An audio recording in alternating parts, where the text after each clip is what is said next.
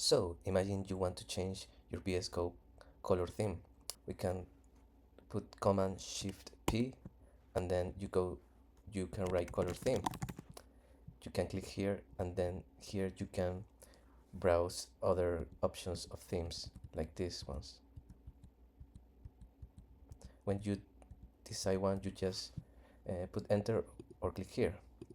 Imagine you don't like any one of those. You can go back, and then you can put this option browse additional color themes, and this will um, showcase some other color themes like these ones.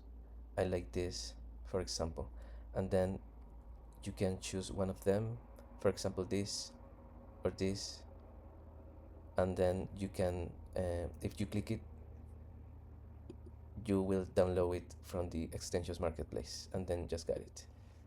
Thank you for watching.